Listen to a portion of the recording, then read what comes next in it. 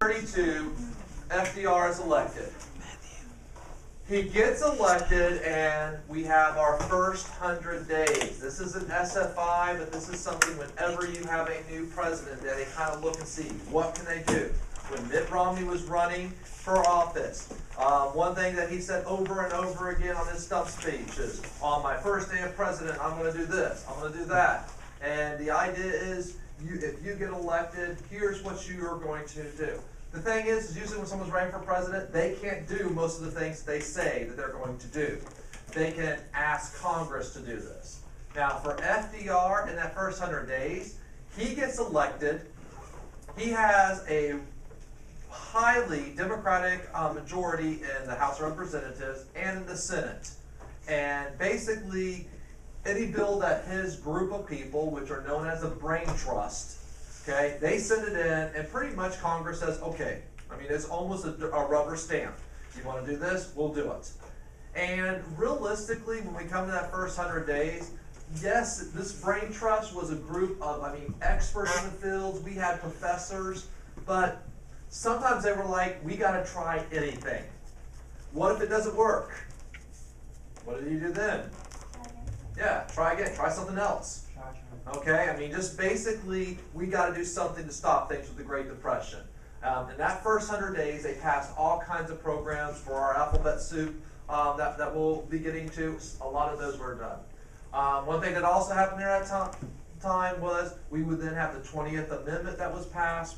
Remember, from the time that FDR was elected till the time that he actually took office, we had a lot of banks that were going under. So we added to our Constitution and shortened the lame duck period to make it where it can come to office in January, not March.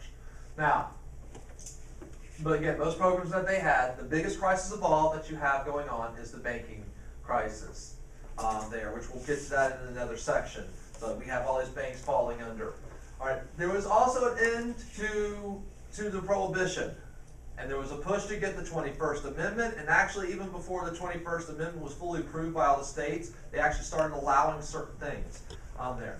Now, why is it that they wanted to end Prohibition? More money, Johnson tax it. Okay, it's more money for the government, and it's also not only more money coming in from taxes of the alcohol, but it also then they didn't have to spend money on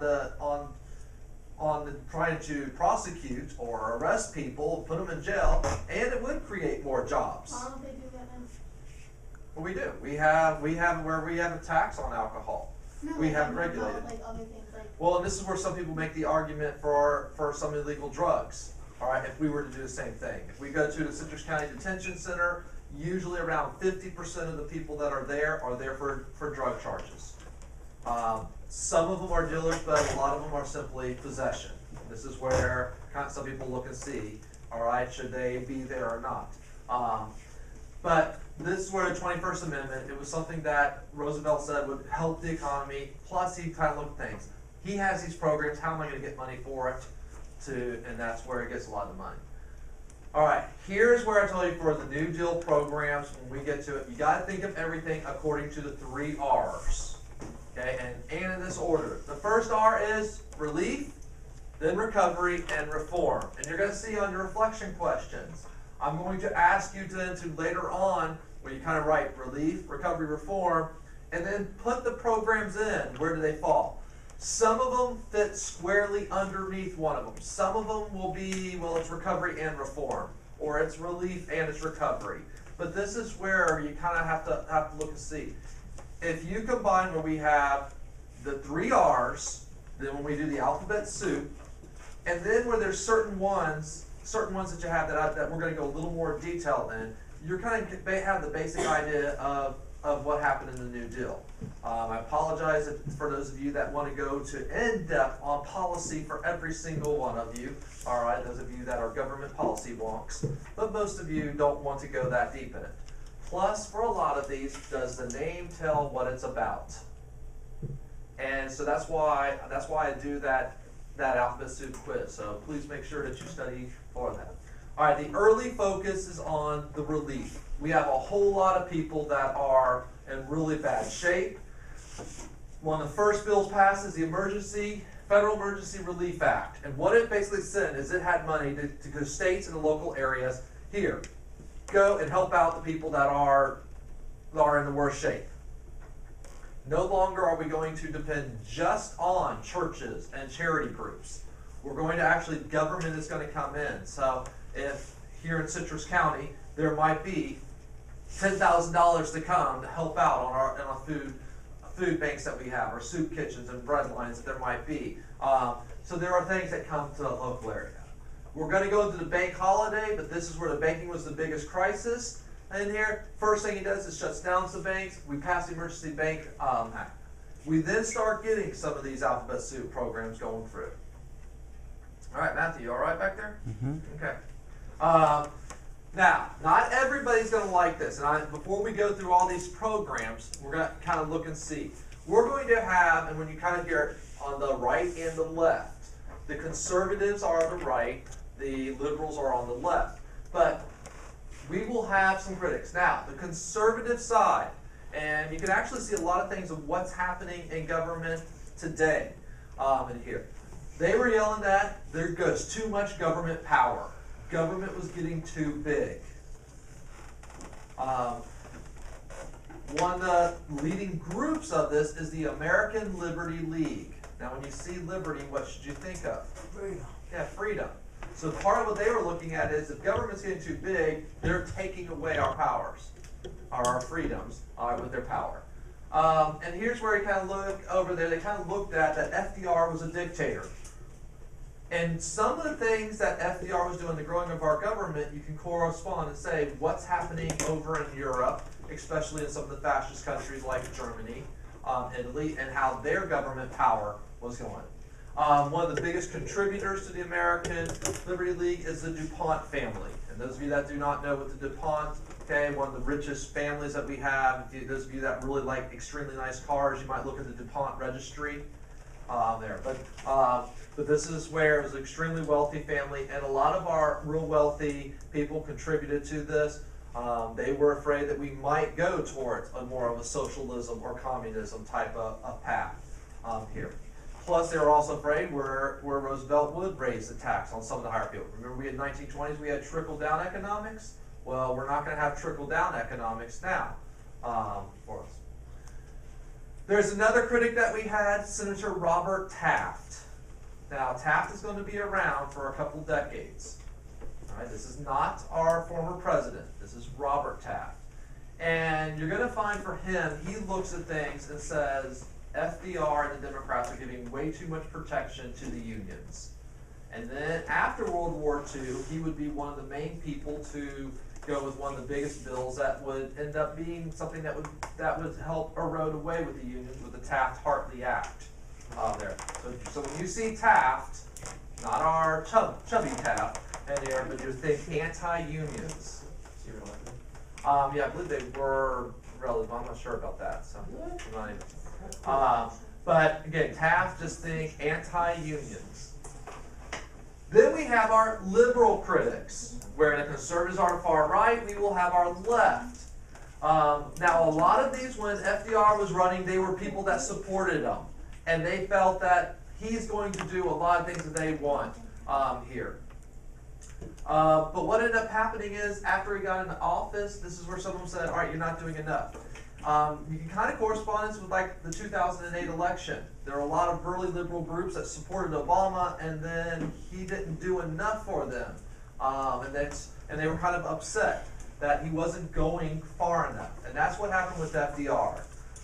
One that was really for him at that time, and at that time was the biggest radio star that there was. Now remember, radio is their biggest medium that they have. We have this, he's a Catholic priest, and he is, in 32, when Roosevelt's running, he is in major support for Roosevelt. But he will end up later on saying he's not doing enough. Plus, as the 30s go along, a lot of his speeches were anti-Jewish or anti-Semitic. They're kind of sounding and very in support of what Hitler's policies were. Part blaming, again, a lot of the problems that we had on Jews. All right, Huey Long. Huey Long, the Kingfish. He's from Louisiana. He would be a senator, he would be a governor of Louisiana, and he brought about his share the wealth plan. Now, it is not truly communism, but what he said is basically, after $1 million, you can't make any more than that a year. So, what do you do with the money for anybody that makes over $1 million? And basically, it's going to come into this giant pot that the government has, and everybody else is going to split that money up, and there's a guaranteed salary for everybody. That is. Well, it's not true communism, because communism said you wouldn't even make the $1 million. Everybody's equal in true communism. So it's pretty much going in that direction. Was it really $1 million? Did people support I believe that's where he had a cap. And sometimes it's different things. Oh, yeah. Well, you're always going to get a lot of people. If some people think that I can get a guaranteed salary even if I don't work, are they going to support that?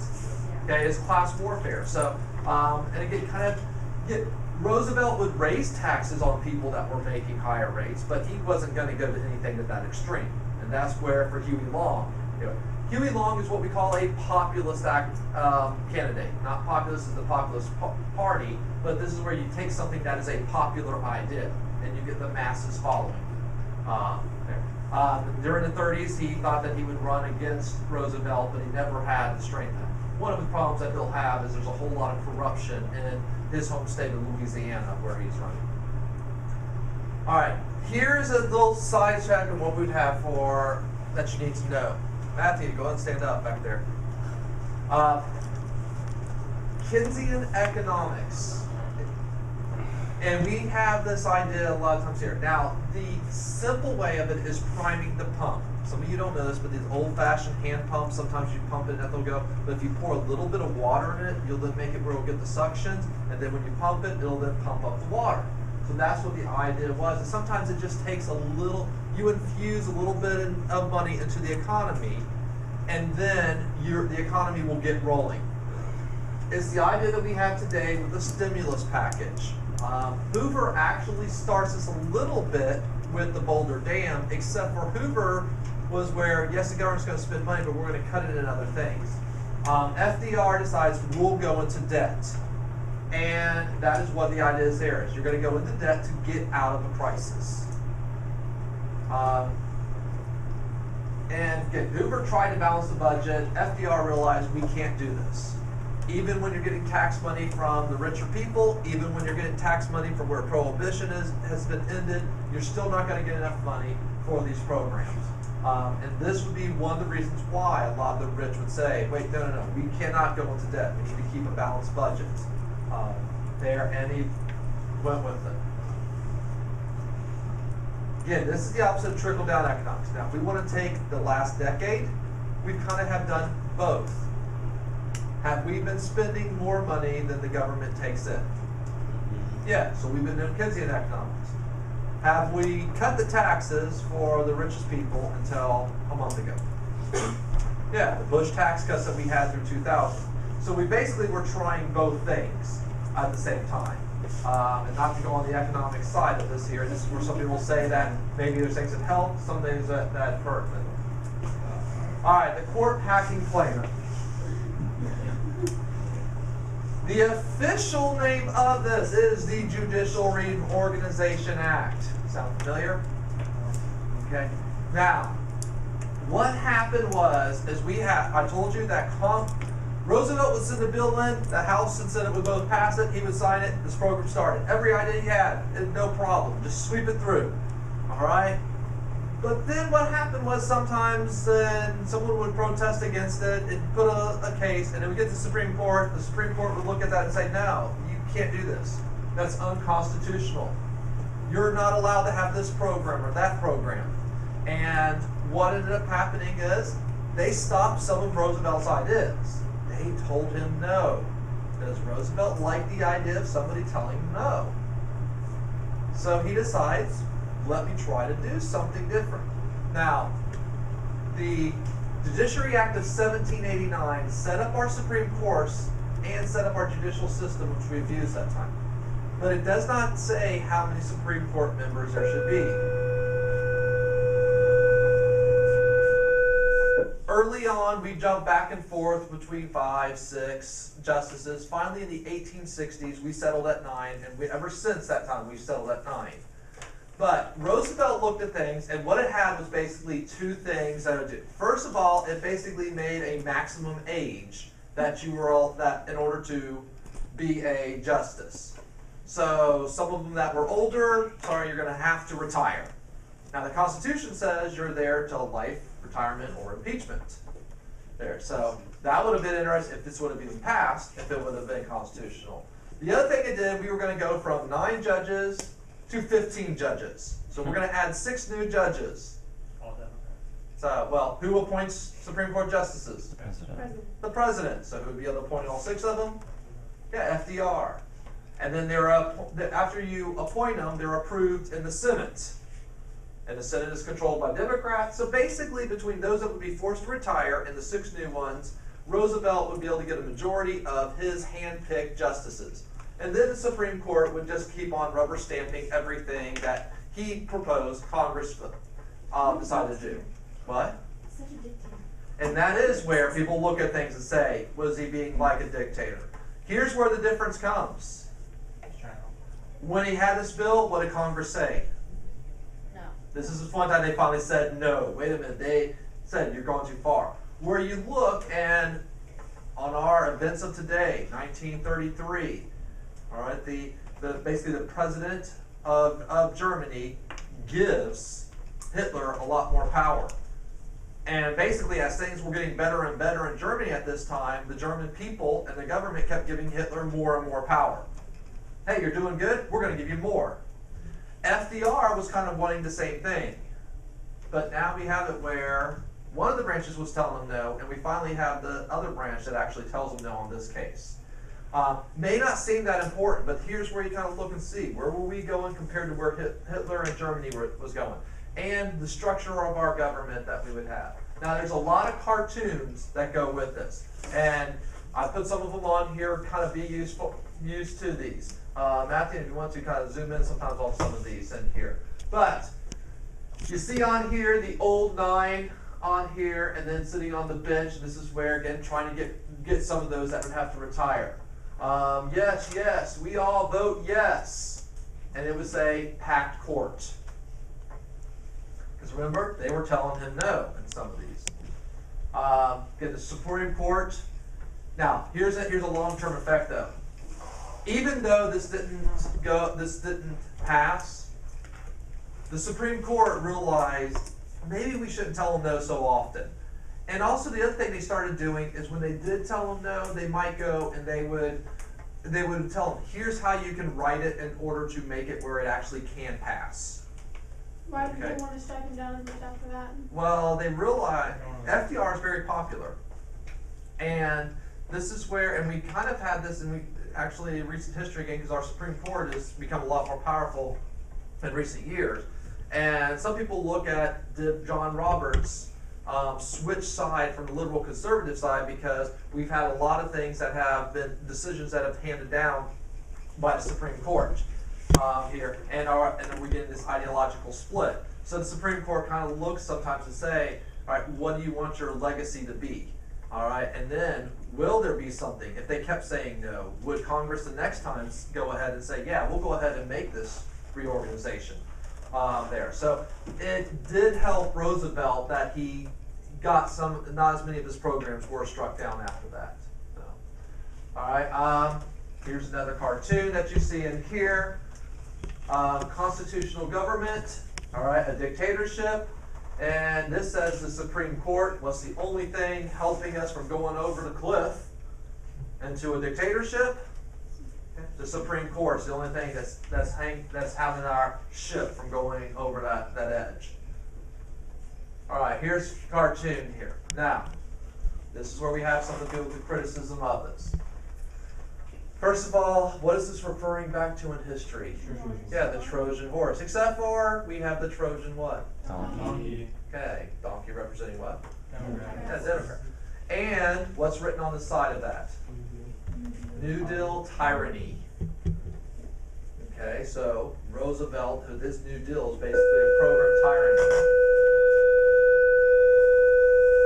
So according to this artist, what is it that the Democrats are trying to secretly destroy with their Trojan donkey? Democracy. Yeah, the Constitution. So once you let it in, that'll break apart. We have a lot of the argument today saying that we have the Supreme Court, or not Supreme Court, but we have it where for government and the New Deal programs are trying to go. All right. Top of it says, oh, that's the kind of sailor he is. And then it says, that compass doesn't point the way I want to go. Change it now. And on the compass it says Supreme Court. Who's the president right after him? Truman. Is he a Republican? He's a Democrat. All right. But here's where he kind of looked. Now, and we have Congress, and then you can't tell, kind of look at his face, the hats. All right, surprise, where he's yelling at him to change it now.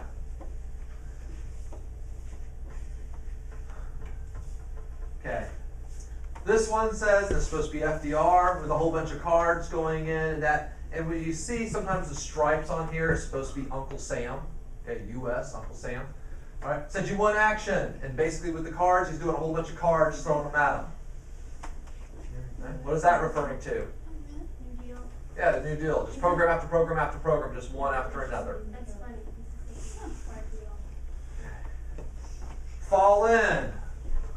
We have, do you think of the old Revolutionary War with the soldiers coming there? We have FDR. We have the Congress, because it says executive, legislative, but the judicial is not falling in. They're not going along with this too. All right, we'll just do one or two of these here and start off with four. All right, first of all, and I'm not going in alphabetical order for the most part, for I'm going through these programs. The AAA, the Agricultural Adjustment Act, created the Agricultural Adjustment Administration. And again, for your quiz, if you put Act Administration, it doesn't really matter. What do you think was the main focus of the Agricultural Adjustment Act? Okay, it's what group of people that suffered? The farmers here. Now, this is one that sometimes has some controversy. This would limit the amount of crops that individual farmers could make. The reason why, and this is where you might seem, it necessarily seems stupid, but remember that we had the farmers going and they kept producing more and more whenever they'd have a bad year. So they'd plant 10 more acres of corn.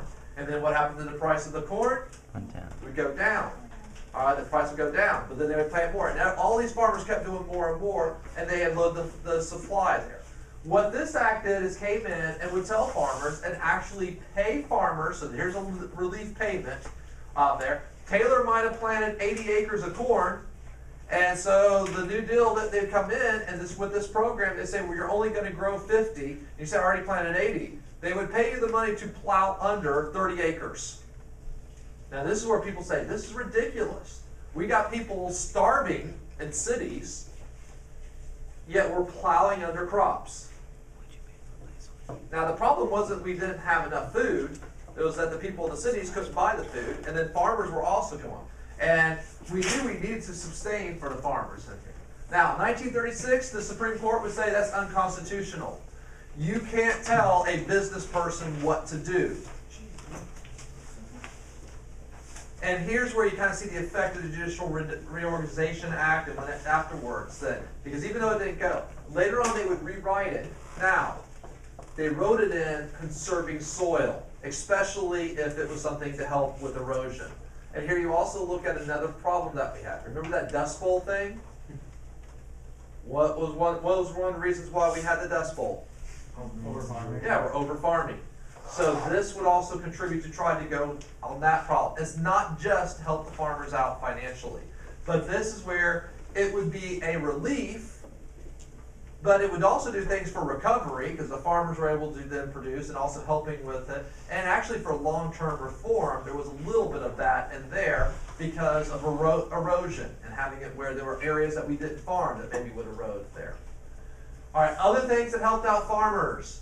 Rural Electrification Administration. Can anybody guess what that helps out? Farmers. Now, why is it that if we had people living 5, 10, 15 miles outside of a town that the electric company didn't want to go and bring them electricity? Too much money for the wire? Yeah. Right. I mean, if they were to go and have the power lines go out that far, how many years is it going to take before they ever get their money back? Is it financially worth them doing it? And since we have private companies doing the electric, this is where the government said, well, we're going to help out because we have this big gap. People living in the city in electricity, meanwhile, someone else living 10 miles away isn't able to get it. So this is where trying to take care of that problem. All right. Well, for the electric companies, we'll help you put the lines out there. After that, you can make money from it, but we're going to get it to those farmers. Is it going to help the farmers out to have electricity too? So, and that's where to kind of get, especially in the South and some areas of the West. All right, Resettlement Administration. This one, the name doesn't give it away, but here's where we take care of a really old problem that we had here. Gave loans to sharecroppers and tenant farmers to get their own land. Remember at Reconstruction, we had this system of sharecropping. Okay? And it just because it was this cycle and people could not get out of poverty. Well, we basically went and started breaking this up, and so people then could own their own land and trying to break up some of that cycle that we had had for several generations in the South. Now, going to the Relief, Recovery, Reform. Rural Electrification Administration. Is that relief, recovery, or reform? Relief or reform? It's more reform. All right, is that taking care of a long-term problem? There is recovery in it too, because if you're a farmer, that kind of helps you. I mean, it doesn't come immediately. It's not like they pass the bill and 2 weeks later everybody in the rural areas gets electricity. But it does help in recovery, but it is more of a reform. Resettlement Administration, is that relief, recovery, or reform? Relief. Recovery? What's between relief and recovery? Relief is something that's just kind of immediate. It's kind of like you get cut. Your immediate thing to relief is, all right, you stop the bleeding. Okay. All right. Recovery is, all right, you're cleaning it out. You keep a Band-Aid. You keep cleaning it there. The reform is where you got cut because you have safety issues at your job. Okay. You take care of those safety issues. So, is this taking care of a long-term problem with Resettlement Administration? Yes. And that's why this is kind of a reform that was done with the New Deal. And this is where I was saying that I want you to kind of look at these programs and kind of see. All right, we're going to stop there for today. Is it relief? Is it recovery? Is it reform? One of the best examples that we have, though, is with banking to really show how was it that each step that you have. Our first step was with relief. We will have a bank holiday. Roosevelt and his brain trust, they got together, and the biggest crisis of all the crises they had was the banking crisis. People did not trust what was happening in the bank. So what would happen is you would put, the way that banks work is that you put your money in there for savings, and then other people take loans, and the bank doesn't actually have your money sitting in a vault. They put together everybody else's money, and that's how they end up loaning it. Now they give you interest for your savings, but then they tie it to a higher interest for a loan. We could easily have it where if Chris is loaning money to Dylan, and he loans him $10,000, and when Dylan pays him back, he ends up paying him back $12,000 over several years. Well, instead of him having to do all that work, the bank does it for you, and that's how banks make money. But what happened was, when people would start hearing that a bank was going to go under, so they would all come to the bank and say, "We want our money. All right, I have $10,000 in the bank. Give it to me." Which they can do that for some people, but when everybody came, they don't have that much in. And so what was happening is our banks were going bankrupt, and it was happening one after another. If you had your life savings in a bank and you heard about a bank in Ocala that went under, are you suddenly thinking, well, what if the one in Inverness does? All right, do I want to lose my life savings? So people in Inverness started going. And then once all those, even if that bank might have been in good shape, once they started going, it could go under. So this was a crisis that Roosevelt said we have to take care of immediately. The bank holiday was, this is where you're going to see government power in the New Deal. Shut down every bank in the United States. Can't go to it. Don't put anything in, don't take anything out. And then when they passed the Emergency Bank Act, that kind of went with that, it said that they will open them up when they went and they saw that it was solvent. So your bank, if it got opened up, you knew it's in pretty good shape. All right, I don't need to take it out. We then will have recovery in this with the Glass-Steagall Act, which had a lot of provisions in it that would go and keep banks going through the Great Depression. And the long-term thing, which FDIC was incorporated into the Glass-Steagall Act, is the Federal Deposit Incorporation, or Insurance, sorry, Incorporation. It's insurance on your deposit. So what it said was the government will back it up. You don't have to go rushing to the bank every time you hear a rumor. Because now, if the bank does go under, as long as they are FDIC, then if it goes under, you were going to get your money back from the United States government. So as long as we had a U.S. government, you were fine. That's the insurance they have. And this is one of the most stable programs. We have it today. I know they've increased the amount that you have, that you can possibly have. I believe it is over $250,000 now. That is of insurance if you have it in that bank. There. But it is, and this is a long-term effect. We still have the FDIC today, and that's kind of the next step to look at the reform. What of the reform is still around, and here, and kind of tells you if it was something good or not. All right, another crisis that we had. We had the banking crisis. We had the farm crisis. We have a bunch of young men roaming around. What happens when you got a whole bunch of guys basically between the age of 15 and 25 that are bored? Causing trouble. We don't have a war going on, so we don't have an army. Some fights? And drugs. Maybe some drugs? Are they going to find ways to entertain them that maybe aren't so good? And what happened in the Great Depression was a lot more of our younger men were unemployed. Because go back to, when I was talking about like who would be fired for a factory. If you had a person that had a family, and meanwhile you had a guy that was 18 years old for a job, you're probably going to lay off the guy that's 18 years old, and the guy that has a family, you're going to leave. So we had a lot of things that were happening that were making that basically teenage boys and guys in their young 20s being teenage boys and guys in their 20s. They're bored and they get in trouble. The CCC was established. This has been, when they look back, one of the most successful relief efforts we had. Now, what it is, real simple here, I'm going to try to keep it simple, is it took them in. You weren't forced to, but you could come to it, and they would set up, it was almost like a camp. And then you would have a bunch of men, and they would give them, they lived almost like they were in an army in barracks. You would get uniforms, you'd have meals.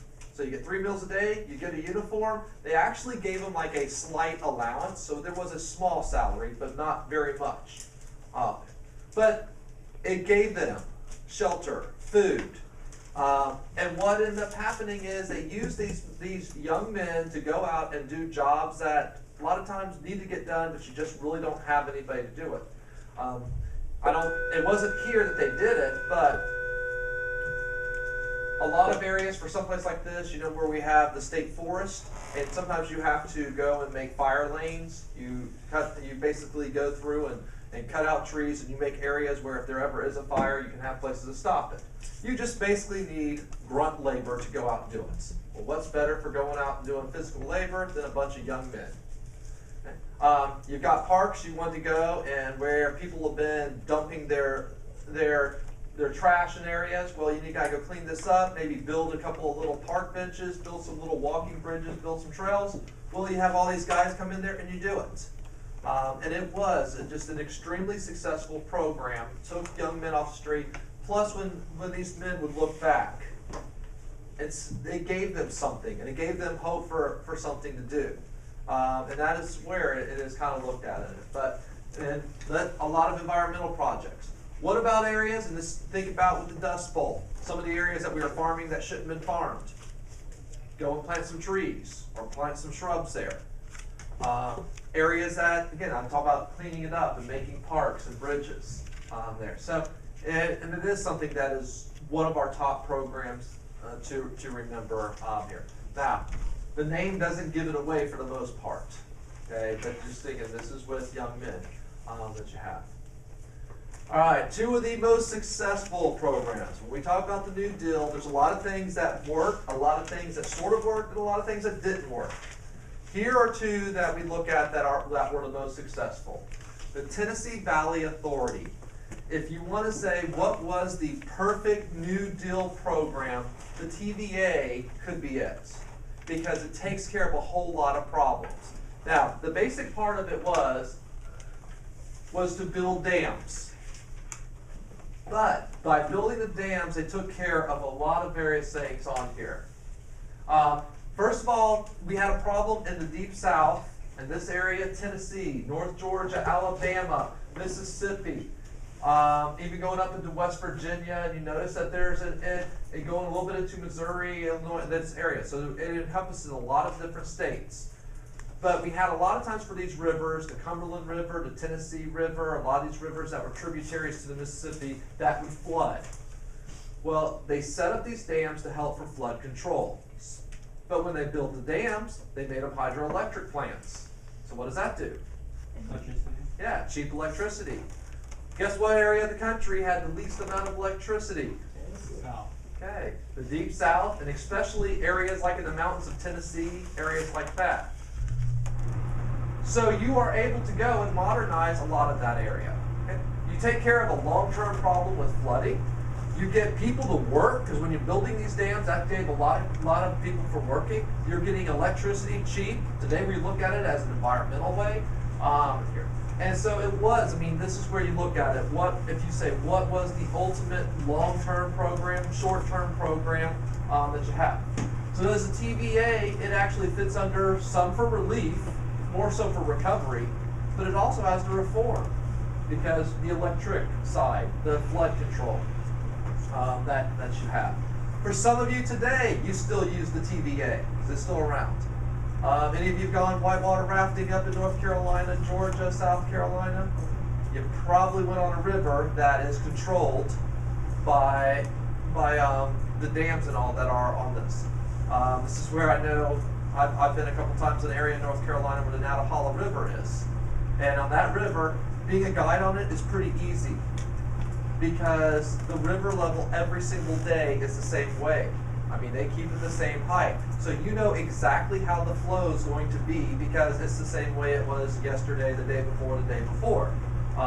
They'll end up, if it's a drier time period, they close the river off, and there's just a little trickle of water that goes through during the day, or during the night. But during the day, they open it up in the same amount all the time. But that's where you have a lot of fishing that takes place in these areas. So for recreation-wise, the TVA is actually great for today. The program that is one of the most positive programs seen in American history, although your generation will probably be the first generation that'll look at things and say, this maybe isn't so great, but was Social Security. Notice we didn't have anything with that on the alphabet soup. Although if you wanted to do it, some people will call it SSI. Anybody know what the I stands for? Insurance? Yeah, insurance, Social Security insurance.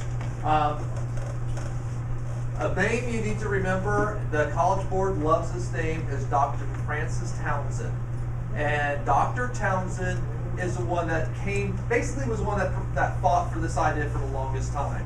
And he said, we need to do something for our older people. He had seen in his hometown a person that had worked a good job his whole life but never could get ahead. That was pretty much reduced to begging in his old age. He said, this is kind of wrong. If you have a person work constantly, if they don't have family or a church to take care of them, in their old age, they will be in problem. We had a problem where the highest percentage of people living in poverty in the United States were our senior citizens. And you kind of can look at this kind of goes with our youth culture that we went to in the 1920s there. But it was, I mean, a major problem that we had. And what Social Security does is you pay part of your salary. It's also a tax on the businesses. And then when you get to a certain age, used to be 65, now it keeps raising it up. They'll probably be like 80 something for you all. But then you will be able to get what is referred to many times as an old age pension. Okay, that's where you have. Again, I have there that the elderly were the highest. Now, this is not anything with the history, but what group of people today have the highest percentage living in? No, it's not an ethnic group. What? College Okay, no, it's not even an age group. Everyone? Not everyone. kids. Single parents. It's not working class, although they would be in working. The upper, the middle class. No, it's not middle class, because they're not in poverty if you're They middle would- class. Lower class. That's all. So what group? It's actually now our biggest group of people living in poverty are single women with children. Oh, I knew that. Okay, and that is where when you kind of look and see where do we Teen have. mom, that's why I knew that one. Okay. Yeah, you really did know that. But it is our. So we took care of the elderly with that. Well, this is where you look and see, and for again a lot of the children that are living in poverty, single mothers. All right, National Recovery Administration. Here's where we get to one of the controversial ones. Now, any guess of which R this will fit under? Really? Recovery.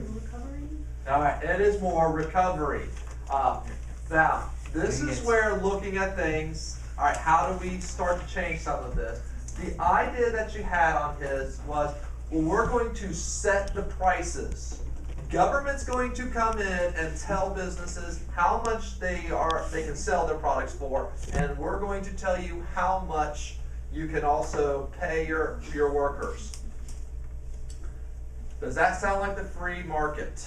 No. Wow. And this is where, for some of the critics, this was a program that they looked at and said, this is wrong. This is not the American way. This is government coming in and telling you what to do. This actually is. It passed. Were people desperate in the early Depression? Mm-hmm.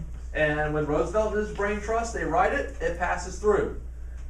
And later on, the Supreme Court said it's unconstitutional. Were they more desperate in the beginning or near the end of the Depression? At the beginning. And this is what said, this is why, when Roosevelt got elected office, anything that they wrote, it didn't matter. People were just reaching for anything. What can be done to help us? Because we were just going down, going down, going down. So, all right, and part of the thing about a recession or depression is simply changing the psyche. If people think it is going to be worse next year, are they going to go out and spend much money? No. And if they don't go out and spend much money, and everybody is thinking that, or the majority of people are thinking of that, then if they're not going to spend as much, are the factories going to produce as much? And then what did the factory owners do? They laid more people off. So it kind of goes down. So part of what you have to do is just simply change the psychology where people think, okay, next year is going to be better. And you have a few more people decide, okay, I'm not going to go and hoard my money, I'm going to actually go and spend some things. And then when you start spending money there, then the psyche comes up, and then more people, and then when factory owners start getting more orders, they start hiring back more people, and then when some people finally get a job, then they start buying more stuff, which then makes it where it goes upward. So again, a lot of this is psychological, and how is it that you think the future is going to be? But with this is something that's hard for us to even imagine today that it would even pass. But there was, again, just desperate times. Was something like this happening in fascist Germany? Yeah. Yes. And that's how Germany had basically was getting out of their Great Depression. They were worse off than we were. The thing about the Great Depression was it's not just the United States. It was a worldwide phenomenon. All right. Another thing that we have here, put stars by this, because when it comes for labor unions, the one thing that you have in American history that's the big positive is the Wagner Act. Now, the reason why I put it as Wagner Act is, it's also, and basically part of it, the National Labor Relations Act, but do you kind of know what the bill is about if you have national labor relations? So that's why know the Wagner Act. When you see Wagner Act, think good for unions. When we get to Taft-Hartley, bad for unions. This is why Robert Taft will be against FDR later on, is because he pushed through this bill. What it guaranteed was collective bargaining, which when you're in a union, it means that you all have the right to negotiate together. Established the National Labor Relations Board, which we have today.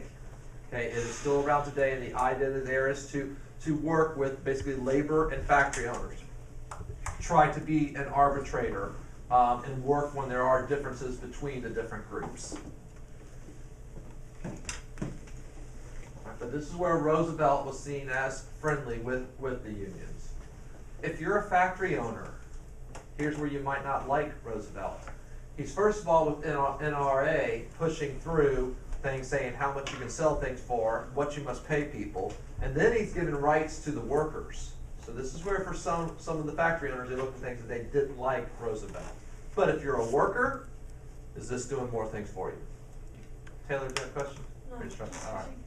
All right, the SEC, and no, it is not the dominating college football conference. Okay, it's the SEC, Security and Exchange Commission. When you hear securities, you need to be thinking stocks. This deals with the stock market and somewhat with the banks also there, but stocks and bonds. And what it did is it set up different reforms to try to make sure we wouldn't have a stock market crash. Make sure that we didn't have people cooking the books. There are certain rules that businesses had to do. If you are selling a stock, you had to release your financial information. Is the SEC reform, relief, recovery? Yeah, this is reform. It's still around today. And the National Labor Relations Board, that's also a reform. It is still around today. But this is where we definitely get to more reform. All right, no acronyms for this, but during the New Deal, we will have the Indian Reorganization Act that is passed. John Collier is a man that basically dedicated his life for fighting for Native Americans. He was head of the Indian Bureau, and he looked at a lot of things and said, these policies that we have had in America for half a century are totally wrong. And he fought for things. Roosevelt listened to him, and they pushed through a lot of these things. And to really make it simple here is they actually gave a lot of the rights back to the tribes. The Dawes Act basically took the individual person and basically removed them from the tribe.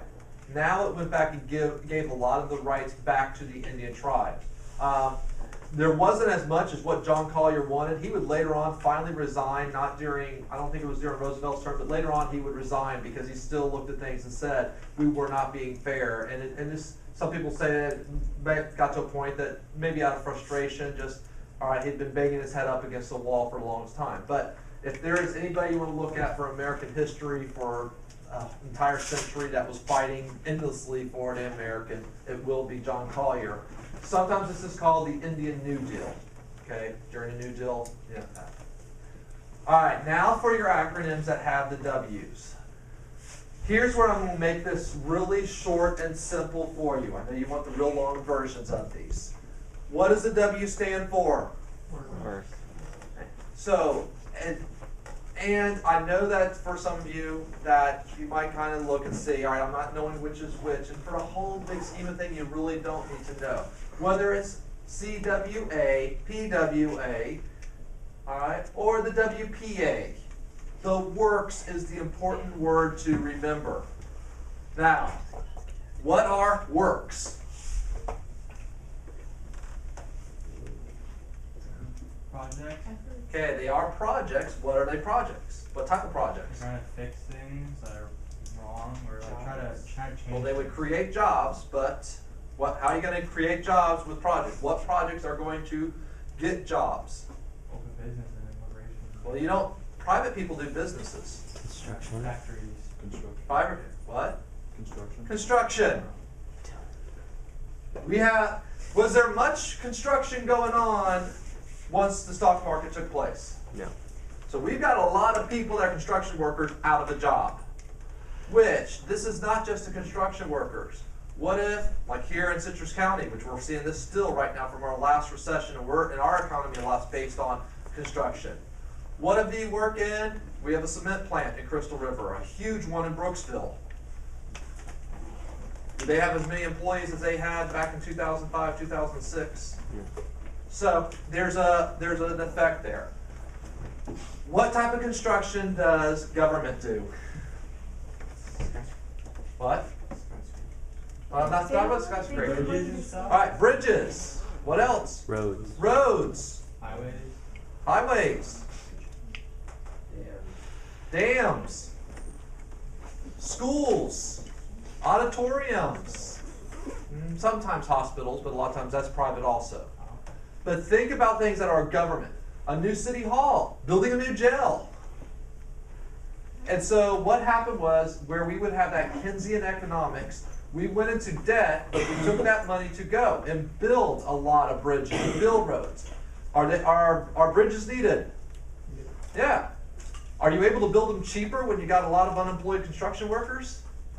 Yeah, because they're willing to work for where they maybe would normally work in today's money for $16 an hour. If they haven't had a job for 2 years, they might take a job for $10 an hour or $8 an hour. So the government hires them. But as we're building these bridges, we're hiring then the concrete factory. We have other industries that are feeding into this. Okay, so if like going into debt is sometimes a good thing, then why are people like so frustrated, like talking about how we just go farther into debt, like? Because our problem that we've had in We're not recent times is the fact that even what you should do, the ideal thing is when it's a bad time, all right, you go into debt. But what happens when it goes good? What should you do? Pay off the Get debt. out of debt. Pay off the debt. Well, the 1990s were pretty good for us. And we finally got to the point we had a surplus, and we were actually for 2 years starting to pay off our debt. And what was decided then, we then had tax cuts there to lower the taxes. The plan was, we're still going to be able to pay off our debt. So we passed the tax cuts, which are called the Bush tax cuts there, which then lowered the taxes on especially people that were making more money. Their trickle-down economics. But then we had a thing happen in 2001. Anyone remember that? Yeah. Yeah, 9/11. Guess what happened with our economy after 9/11? Down. All right, it went down. So why? Well, I mean, we shut down after 9/11. We shut down all air traffic for 2 days. That's billions of dollars sitting still. I mean, that's how terrorism actually works. You get people scared, you don't move around, you don't buy as much, I mean, those type of things. And it actually did more with our economy. We were already sort of going into a recession, that just made us go further into it. So you combine that, and then we started doing things when we were in a recession, then to try to pay it off. But when things are good, you need to pay off your loans. It's kind of like if you have a family emergency, where there's good debt and bad debt, but for the most part, you don't want to go into debt. But if your father gets cancer and you need money to pay for that, is it a good debt to maybe go and take out some loans to help pay for cancer treatments? Yes. All right, and you look at that. But goes into remission. What should you do with that loan? Start paying it back. Yeah, start paying it back. That's where our government's gone wrong, is even when times have been good, we haven't done as much paying off our loan. Meanwhile, over years, and it's gotten bigger and bigger and bigger. And that's actually the very simplistic form. There's a lot of other little factors also involved. All right, but for the works, they're building works. They're building all these projects. It's providing jobs. It's getting things done that haven't been done. One extra one, first of all, Harry Hopkins. This is a name, circle it, highlight or something, be familiar with it. This man, whenever there was a project that FDR thought was important, he puts Harry Hopkins in charge of it.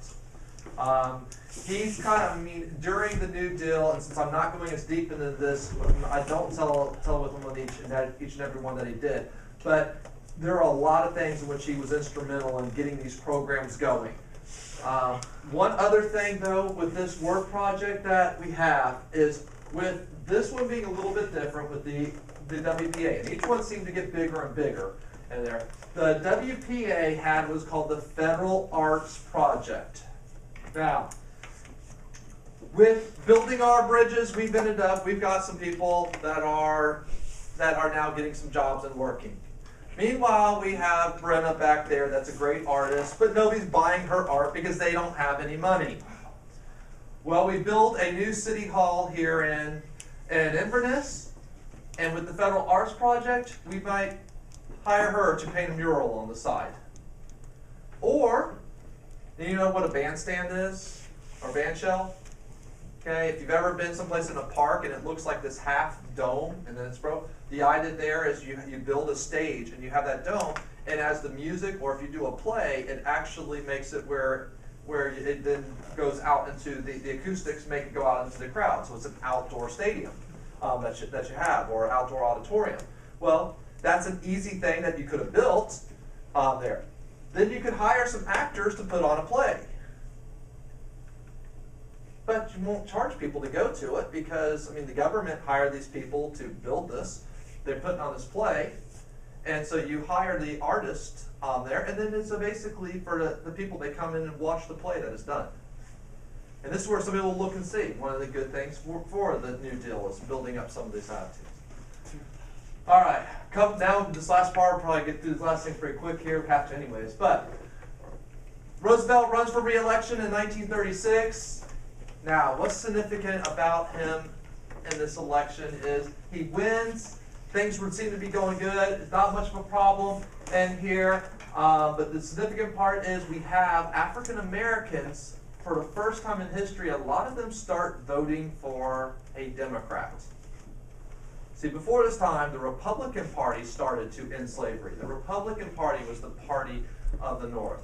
Lincoln, person that is seen as leading the charge to end slavery. But had the Republican Party done anything since the Civil War for African Americans? When FDR pushed these programs through, did he care whether you were white, black, or purple? No. No. The idea was, we're helping out people that are in need. And for a lot of African Americans, they started, and over the next couple of decades, we will see this transformation where African Americans would go from voting almost solidly Republican to today over 90% Democrat. And FDR is the change that we'd have with this. If you see that map, did he win pretty big for re-election? There's a little blue on there. All right, the second New Deal. After his first one, we have our second New Deal. He actually had the second 100 days, pushed through some new programs. He was focusing on the recovery and reform. The problem was, we would go into a slight recession. Where things had been going up for several years, we dipped back down. The question was, why did we go back down? The conservative people said, there's too much government. Roosevelt said, we needed more. So which way are we going to go? In there. The question comes down in the last 4 years there of the Depression, what truly got us out? Was there any program? What? World War II. Yeah, World War II. Now, and here's where we kind of go with the debate. Did it kind of maybe help? Did the New Deal get us through? Okay. But World War II will be what gets us out, gets everybody working again. All right, a couple of key things here. Frances Perkins. She is our first female cabinet member. She was Secretary of Labor the entire time that Roosevelt was president. I believe that she spent longer as one position than anybody else in the cabinet. I might be wrong with that, but normally cabinet members don't last 12 years up there. Mary McLeod Bethune from Florida. Okay, she was one as part of what Roosevelt had as a black cabinet. Even though it wasn't an official cabinet, he brought in African Americans and said, how can we help you? You mean a president listening to blacks? Nah. And for us here in Florida, Mary McLeod Bethune, we have Bethune-Cookman College, which she was a part of starting with that. Long-term effects. Basically with here we have improvements in the South and the West. The Resettlement Administration, the Tennessee Valley Authority, the dams that were built, they all helped out, especially in the South. Social Security, we have it around today. FDIC, SEC are still around today. And do we ever go into debt for a crisis today? No. So Keynesian economics. Alright, that idea has still been around for us. And again, don't shed too many tears as we're going to go a little while without notes here. Of course, that does mean more.